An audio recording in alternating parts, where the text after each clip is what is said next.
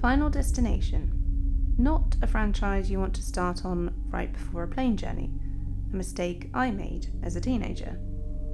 This week we answer the burning question, should the latest Final Destination movie, due for release next year, Final Destination and Bloodlines, be the final destination?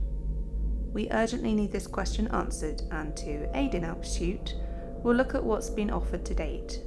As an extra treat, we'll throw in a ranking at the end, so let's dig out the horror pants and dive in. In 2000, the franchise kicked off with Final Destination. To recap, not one to see shortly before a plane journey, or during for that matter. Directed by James Wong, who also directed the third movie, it follows a group of students who dodge a plane crash that wipes out the remainder of their class. They're saved by one in the group who experienced a premonition of the crash moments shortly beforehand. They survive, but death comes for them, one by one thereafter. And that's your premise. It's a cool idea, it's executed well, the characters are only slightly irritating. By far the standout is Tony Todd as William Bloodworth, Mortician, Sage, the original Candyman, and the actor who appears in all but one of the movies. And the deaths are very creative. I enjoyed it, and it is by far the strongest, as the original so often is. Final Destination 2, released in 2003, picks up 1 year after the events of the first movie. This time we follow a new group, different friends, same dilemma.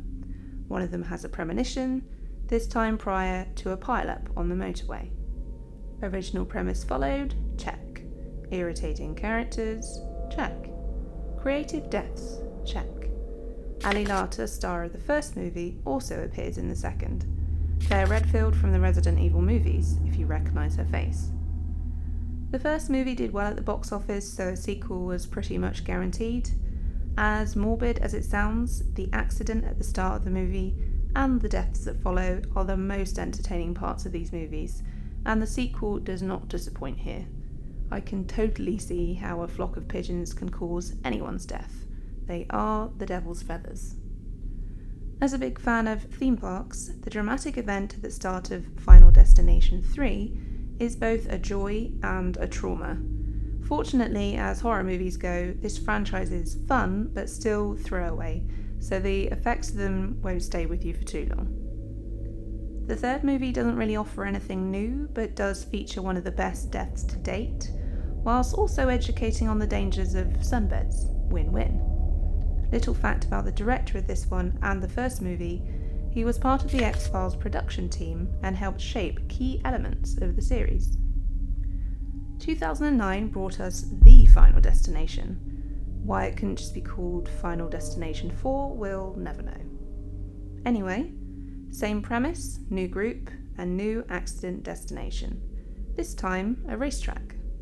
The only tweak this movie brings is the title format. Everything else is beating the same Final Destination drum, and that's absolutely fine. Still mindless, entertaining, daft horror. Each of these movies easily connects to the one before simply by referencing the accident, the "oh yeah, this happened to another group of people" scene features consistently. I would say this movie steps up the crazy in terms of death creativity for sure. If you've ever wondered what the grates are at the bottom of swimming pools, you'll never wonder ever again. Ever. This movie was actually 3D, which I'd entirely forgotten until researching for this video. I don't remember the 3D parts, which might determine their quality, but it was 15 years ago, so who knows. The passing of time, memory like a sieve, blah blah blah. And so to number 5. Now I like to think this movie's writers took inspiration from Cloverfield for their opening incident, but then again, lots of movies feature events on bridges. But they are both impactful, dramatic moments in their respective movies, so I like my idea. Did I mention there's a bridge incident? Final Destination 5 mixes things up a bit with the premise, but doesn't deviate a great deal. Personally, I think at this point they overcomplicate plot points with talk of claiming people's lifespans, etc. But hey, why not? Perhaps they thought it best to make an attempt at keeping things fresh. But I'm not sure it was needed. By the time you reach number 5 in a franchise, fresh is challenging. And that brings us to the upcoming Final Destination Bloodlines, 14 years after the previous movie. Perhaps they thought we needed a break. Absence makes the heart grow fonder and all that. Well, only time will tell. As for whether this should be the final one, I think the answer is a big fat juicy yes. Whilst plotting creative deaths must be very good fun, there's only so many freak accidents a horror fan can take. Am I right? Wrap it up and bring us some fresh horror, a fresh premise. Before we end, as promised, a ranking from worst to best.